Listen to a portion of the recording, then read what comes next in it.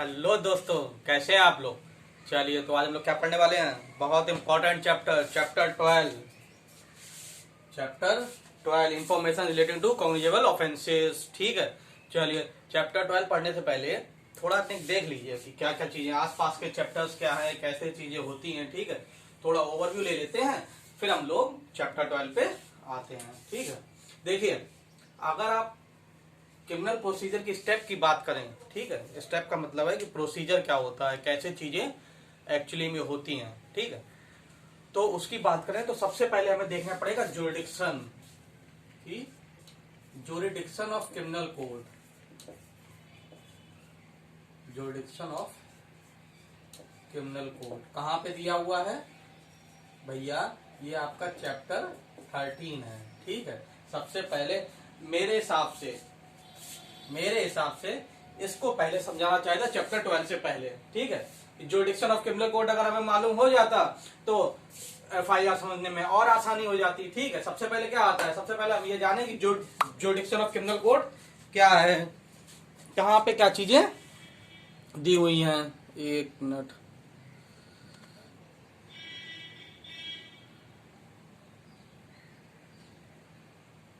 हाँ जी, कहाँ पे क्या चीजें दी हुई हैं।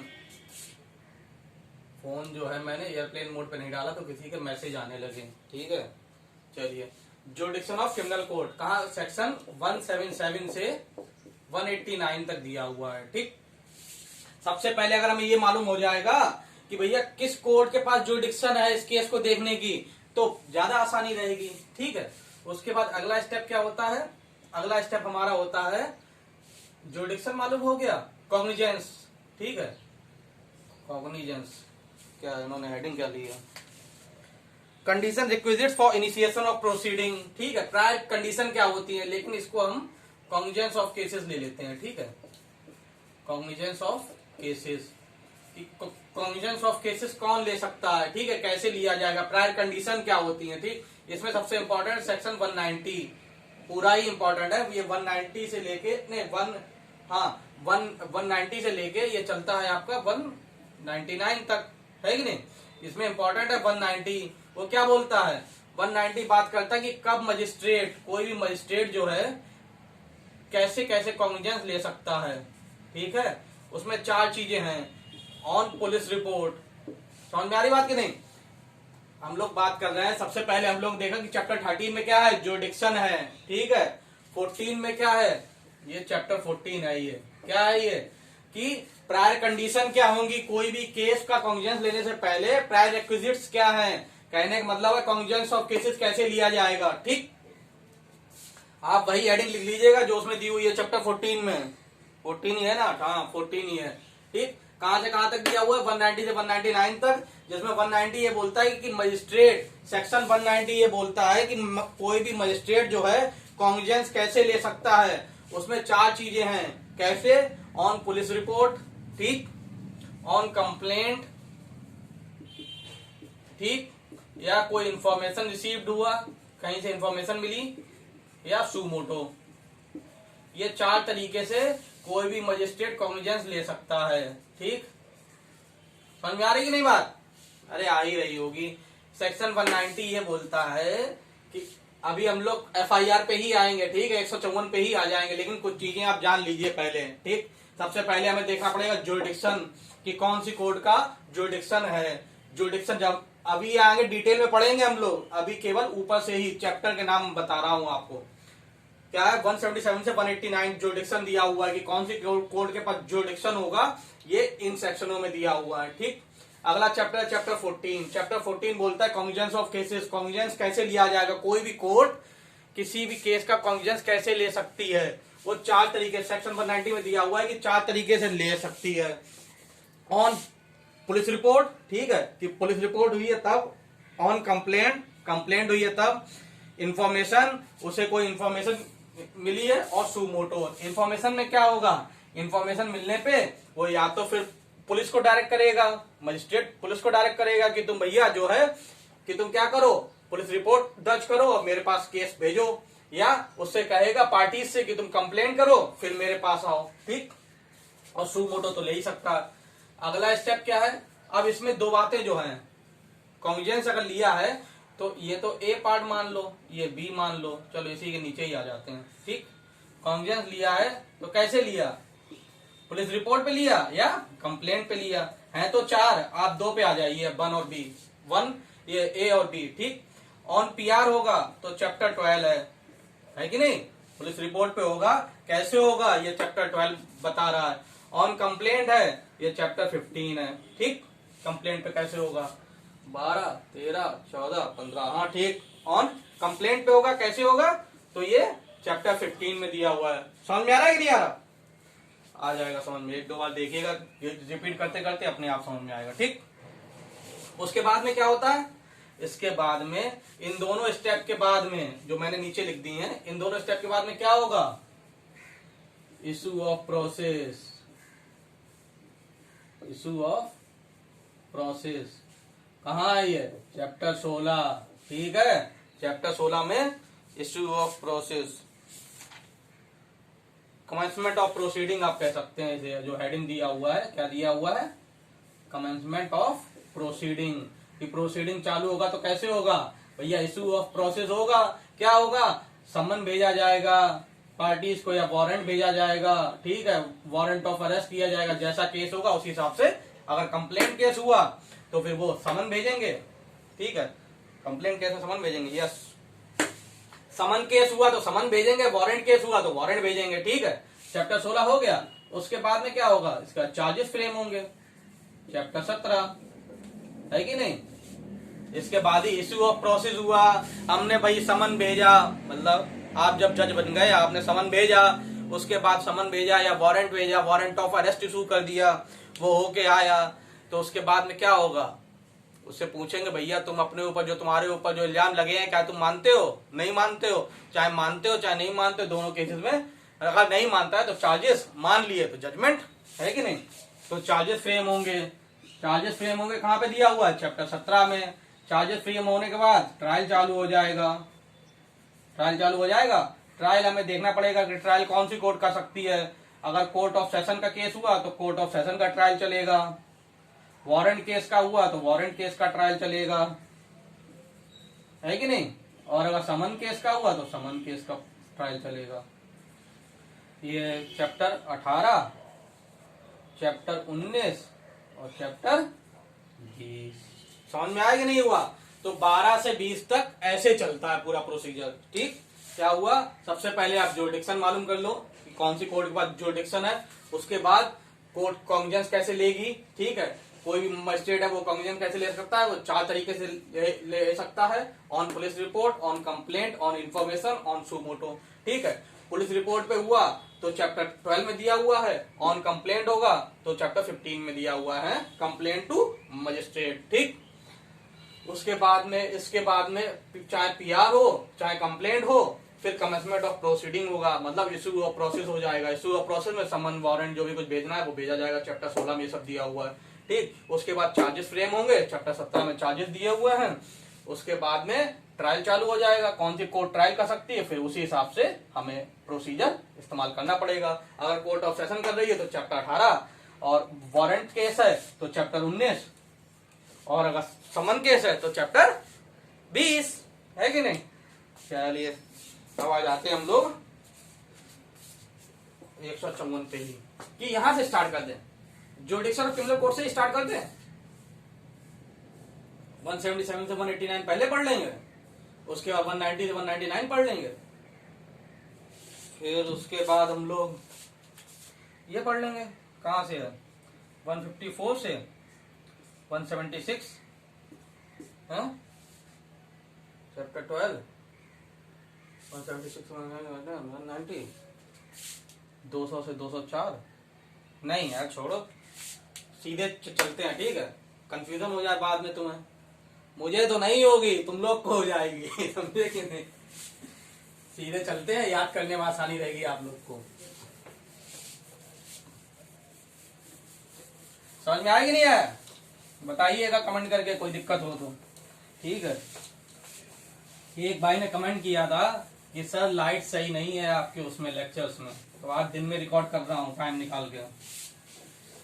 यार लाइटिंग का बड़ा इशू होता है कि कैसे लाइट सेट की जाए। कोशिश तो मैं इतनी करता हूँ कि लाइट सही रहे, होती नहीं है। चलो चलिए तो चैप्टर 12 स्टार्ट करते हैं। क्या भैया बताओ?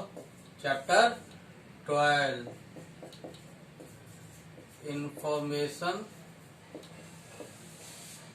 क्या है चैप्टर का नाम? Information to the police and their power to investigate.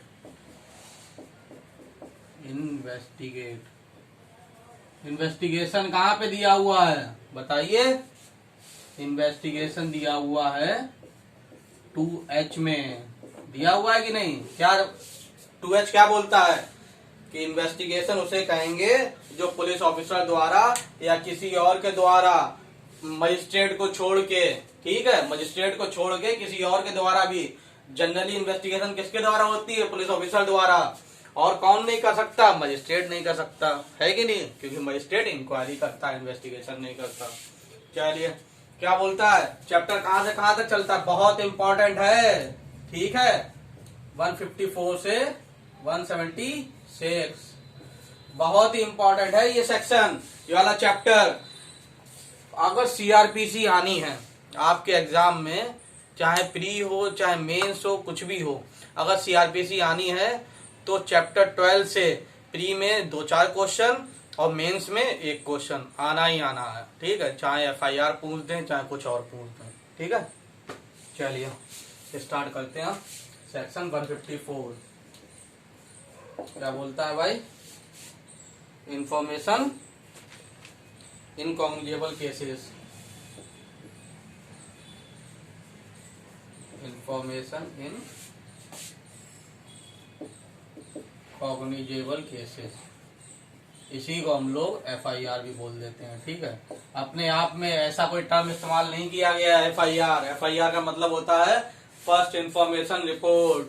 CrPC में एफआईआर कहीं पे भी इस्तेमाल नहीं किया गया, लेकिन information in relation to cognizable cases, क्योंकि ये first in point of time होती है, ठीक है। सबसे पहले क्या होता है? इंफॉर्मेशन ही तो आती है कोतवाली में, है कि नहीं? कुछ भी कांड हो जाए क्या होता है? चलो कोतवाली चलो, ठीक है। तो जो भी कोई इंफॉर्मेशन जो पुलिस ऑफिसर को वहां पे दी जाती है उसी को हम लोग एफआईआर कहते हैं, ठीक। जब पुलिस ऑफिसर जो नोट करते हैं उसमें जरूर लिखा होता है एफआईआर, फर्स्ट इंफॉर्मेशन रिपोर्ट, कि सबसे पहले प्राइमा फेसाई में क्या पता चला, ठीक। चलिए क्या क्या होता है भैया इसमें? ये होता है, सबसे पहला पॉइंट तो यही होता है कि information in relation to, information in relation to commission of cognizable offence. क्या होती है? Commission of cognizable offence. किस चीज की इंफॉर्मेशन होती है भैया? Cognizable offence. इंफॉर्मेशन होती है कमीशन ऑफ कॉग्निजेबल ऑफेंस की, ठीक है। किसको दी जाती है? To the officer in charge of police station,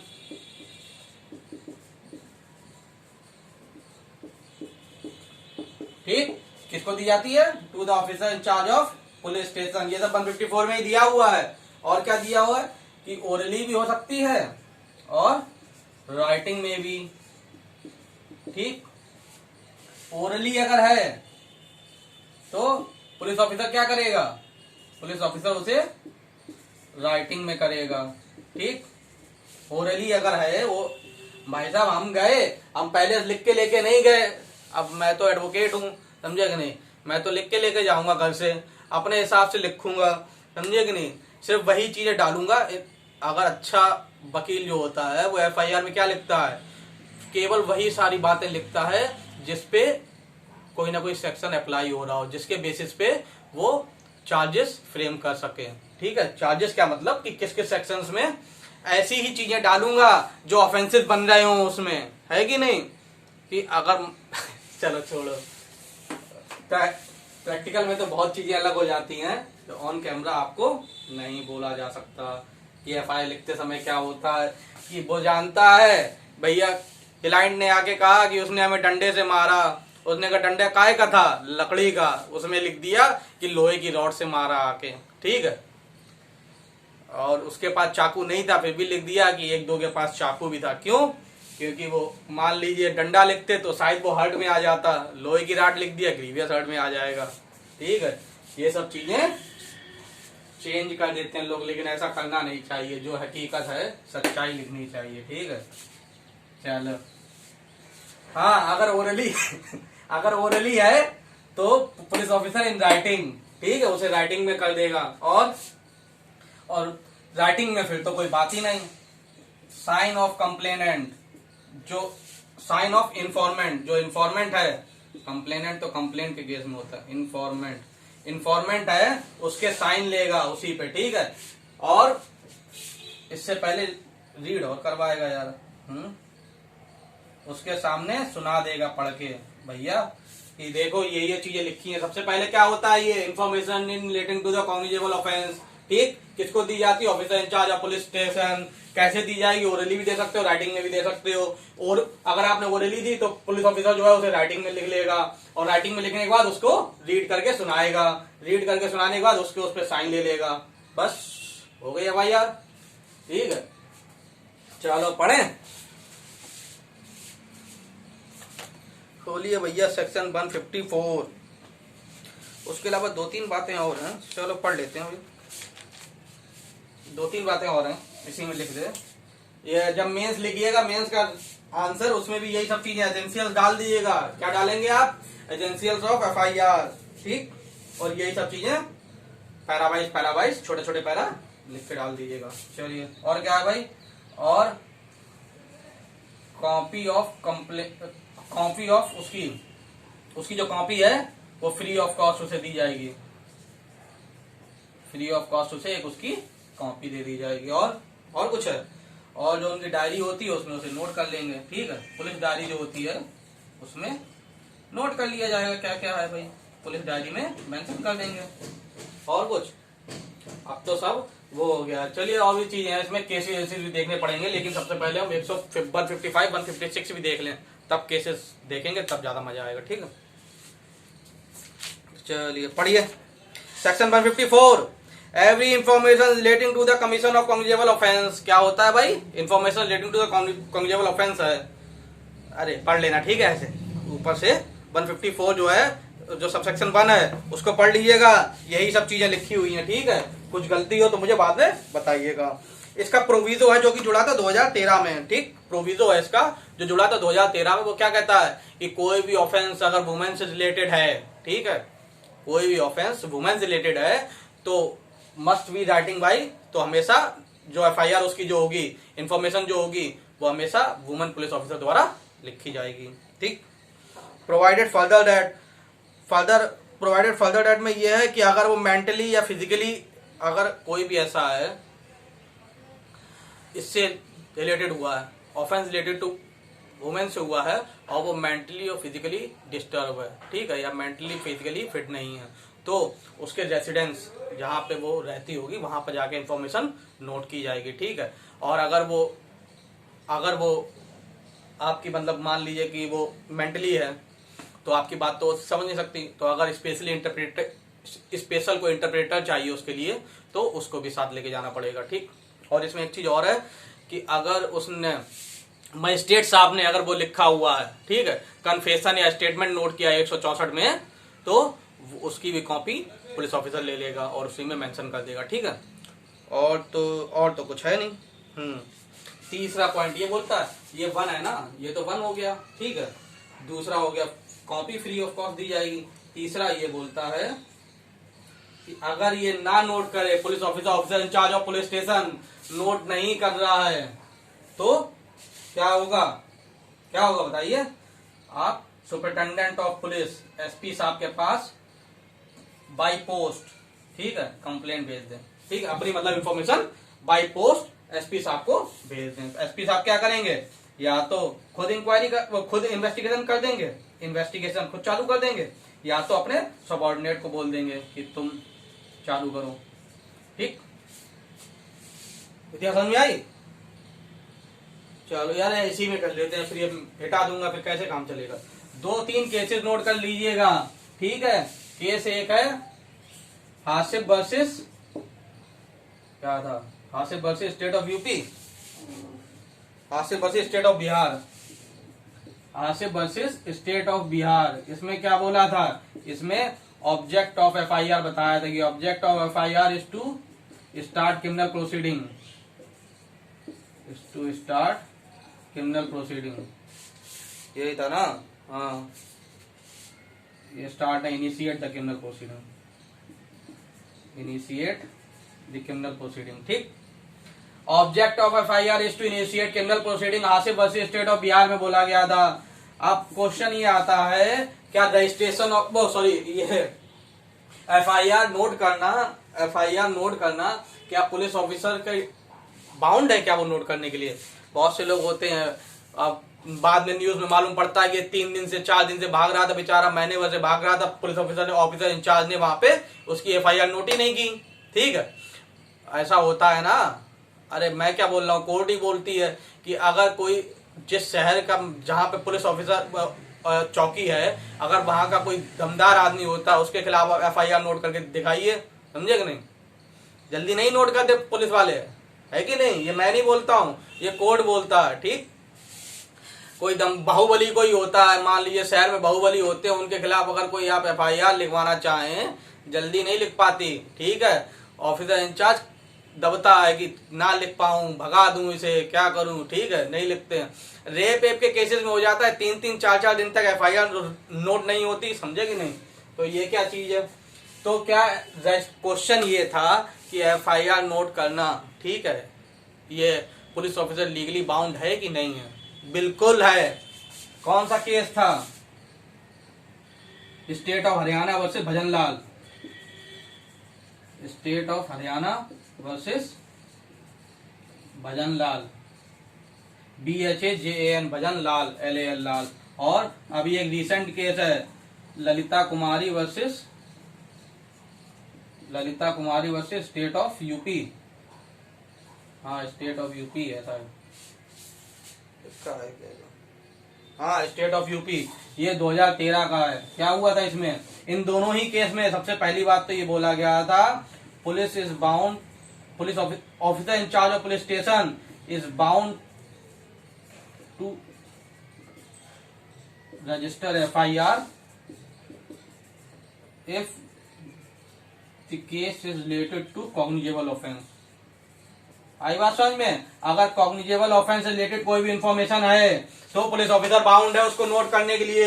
Lalita Kumari versus state of Bihar में, स्टेट ऑफ यूपी में एक बात और की गई थी कि 24 घंटे के अंदर एफआईआर नोट होने के बाद आपके पोर्टल में ऑनलाइन शो होने लगे। ठीक है, 24 घंटे के अंदर आपको उसे ऑनलाइन शो करानी पड़ेगी। ठीक है, क्या होता था, एफआईआर नोट हो जाती थी, पता ही नहीं चलता था। ठीक, अब उन्होंने क्या किया, रजिस्ट्रेशन ऑफ एफआईआर आप जो है आप ऑनलाइन अपनी चेक कर सकते हैं। तो ये भी एक बार नोट हो गई, अब कुछ नहीं हो सकता। ठीक, चाहे कितने बड़े बाहुबली हो तुम, एक बार किसी नाम पे एफआईआर नोट हो गई, कुछ नहीं कर सकते।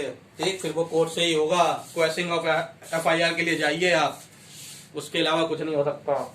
इतनी समझ में आई? तो ये 3 cases, Hasif versus state of Bihar, state of Haryana versus Bhajanlal, Lalita Kumari versus state of UP. तो क्या देखो, रजिस्ट्रेशन ऑफ एफआईआर, ठीक है, एफआईआर नोट करना तो ठीक है, बाउंड है वो, लेकिन क्या वो अरेस्ट करने के लिए बाउंड है? तो जोगिंदर कुमार केस में, जोगिंदर कुमार केस में बोला था कोर्ट ने, भैया एफआईआर नोट करना अलग चीज है और उसे अरेस्ट करना, जिसके खिलाफ एफआईआर आई है उसको अरेस्ट करना अलग चीज है। अरेस्ट तभी होगा जब उसके पास कोई क्रेडिबल इंफॉर्मेशन ऐसी कुछ हुआ कि भाई उसके पास, उसे ऐसा लगे सेक्शन 41 में ऑफिसर इंचार्ज को कि अरेस्ट करना जरूरी है, तभी वो अरेस्ट करेगा, वरना जरूरी नहीं है कि एफआईआर होगी तो उसे अरेस्ट भी करे। ठीक, इसमें बाउंड है, अरेस्ट करने के लिए बाउंड नहीं है। ठीक है, चलिए इतनी बात हो गई। और इसमें कुछ है और कुछ नहीं है।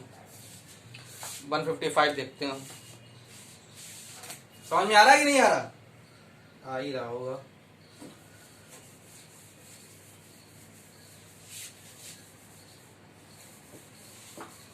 ये तो था 154 में एफआईआर, 156 में है पावर टू इन्वेस्टिगेट, कि भाई इन्वेस्टिगेट कैसे करेगा।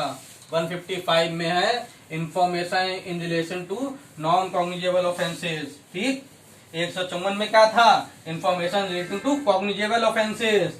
अगर information relating to non cognizable offences होता है तो क्या होगा, ठीक। सेक्शन 155 इंफॉर्मेशन रिलेटिंग टू, यार फालतू मिटा दिया, नॉन कॉग्निजेबल, क्या, नॉन कॉग्निजेबल ऑफेंसेस। अगर नॉन कॉग्निजेबल ऑफेंसेस से इंफॉर्मेशन आती तो वो क्या करेगा, अरे कुछ नहीं करेगा भैया। सबसे पहली बात तो वो क्या करेगा, राइट डाउन तो कर लेगा, लेकिन उससे कहेगा भैया तुम मजिस्ट्रेट साहब के पास जाओ, ठीक। Without the order of magistrate, without the order of magistrate, बिना मजिस्ट्रेट के ऑर्डर के, not, no power to investigate, investigation नहीं कर सकता, ठीक है, जब तक उसे मजिस्ट्रेट के ऑर्डर नहीं मिलते। किसमें, नॉन कॉग्निजेबल केसेस में, नॉन कॉग्निजेबल केसेस में, ठीक। तीसरी बात, जैसे ही अगर bye the order of the magistrate, अगर मजिस्ट्रेट ने ऑर्डर दे दिया तो same bye the order of magistrate, अगर मजिस्ट्रेट ने ऑर्डर दे दिया तो फिर क्या है, सेम पावर आ जाती है, same power as in cognizable case. जैसे कॉग्निजेबल केस को इन्वेस्टिगेशन करने के लिए जो पावर होती हैं वही सेम पावर आ जाती हैं, एक्सेप्ट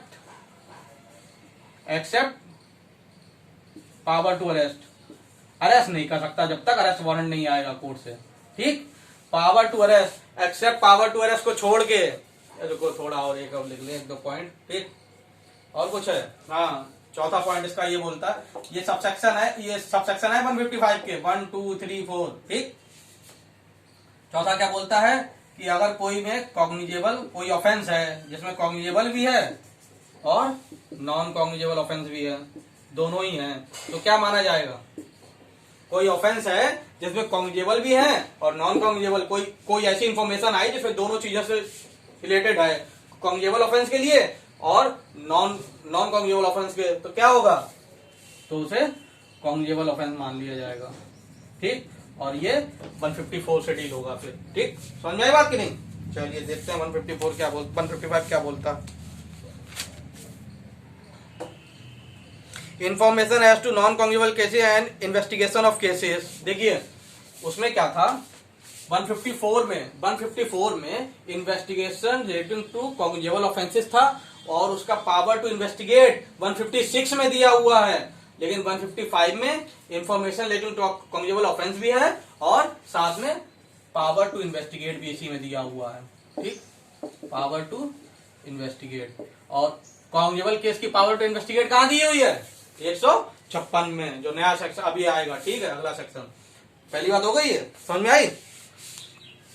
हाँ, पहला बोलता है, एक बात और, 155 में ये जो है, अगर कोई इंफॉर्मेशन आती है तो with in the limits of his police station होनी चाहिए, ठीक है। अब इसमें दो चीजें समझिए। मान लीजिए ये कोई डिस्ट्रिक्ट है, ठीक, ये कोई डिस्ट्रिक्ट है इतनी बड़ी, ठीक। अब आपको मालूम है कि चौकी तो बहुत सारी होती हैं, ठीक है कि नहीं, ये सब चौकी हैं, इनकी इतनी जुरिडिक्शन है, इनकी इतनी है, इनकी इतनी है, ठीक। लेकिन कोर्ट जो होती है वो मान लो एक ही होगी, ठीक है। कोर्ट की जुरिडिक्शन पूरी है, कोर्ट यहाँ है, उसकी जुरिडिक्शन ये पूरा ही होगा, है कि नहीं, पूरी डिस्ट्रिक्ट होगी कि नहीं होगी। देखो ये चौकी है, मतलब ये है पुलिस स्टेशन की बहुत सारे होते हैं एक डिस्ट्रिक्ट में, ठीक। तो उनकी जुरिडिक्शन भी अपनी अपनी होती है कि इनका इतना एरिया, इनका इतना है, इनका इतना। कोर्ट एक ही है तो डिस्ट्रिक्ट कोर्ट है तो उसका जुरिडिक्शन पूरा है, ठीक। इतना समझ में आई। अब क्या होगा, अगर नॉन कॉग्निजेबल केसेस में है, नॉन कॉग्निजेबल केसेस में इंफॉर्मेशन सिर्फ वो अपने एरिया का ही ले सकता है within the limits of its police station, ठीक। कॉग्निजेबल केसेस में अगर इन्वेस्टिगेशन करने की बात है, कॉग्निजेबल केसेस में इन्वेस्टिगेशन करने की बात है, तो जितना भी कोर्ट का सेक्शन 13 चैप्टर 13 में जितना कोर्ट का जुरिडिक्शन है उतने पूरे एरिया में वो इन्वेस्टिगेशन कर सकता है।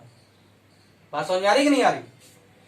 Cognizable cases, non cognizable cases में police station within the limits of police station, ठीक है।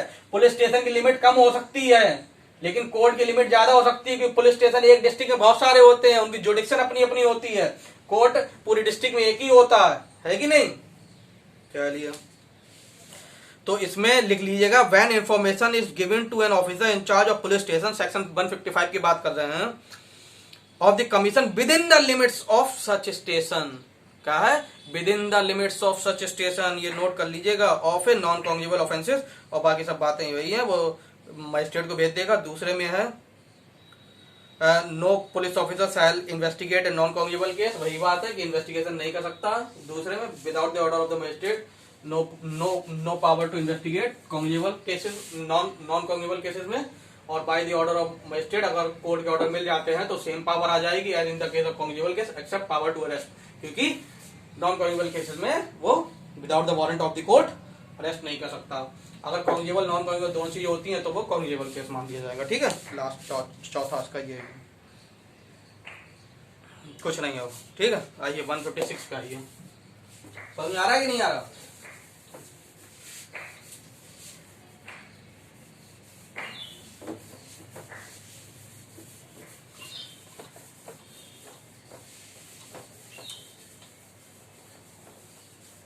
दोस्त बहुत खुशनसीब हो कि आज इसके टाइम पे जब इतना माहौल खराब चल रहा है, अगर आप लोग सब लोग कुशल मंगल हैं तो बहुत खुशनसीब है हम लोग, समझे कि नहीं?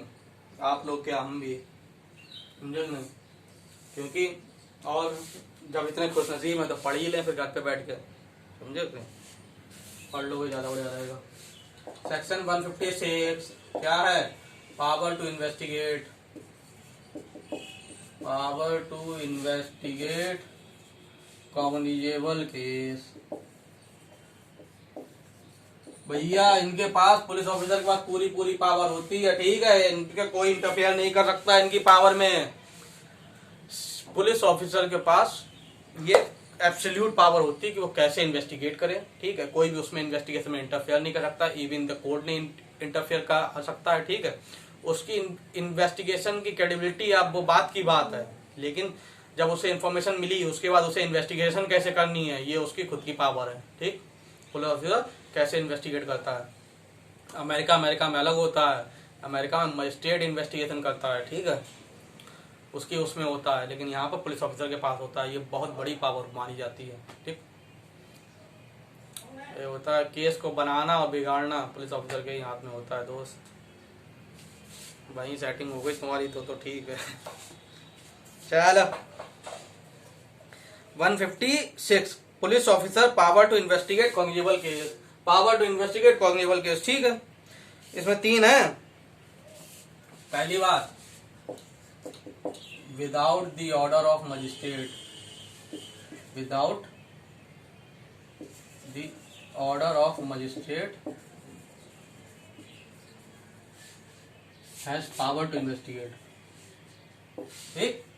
किसी के police officer has power to investigate, बिना किसी के ऑर्डर के इनके पास होता है, ठीक है, इन्वेस्टिगेशन की पावर। और जैसे ही उसके पास कॉग्निजेबल ऑफेंस की इन्फॉर्मेशन आई, उसे कैसे इन्वेस्टिगेट करनी है सब उसके पास पावर है। किसी भी मजिस्ट्रेट साहब की ऑर्डर लेने की कोई जरूरत नहीं है, ठीक। और इससे रिलेटेड उसके ऊपर कोई ट्रायल भी नहीं चलेगा उसने कैसे इन्वेस्टिगेशन की, ठीक, समझे कि नहीं।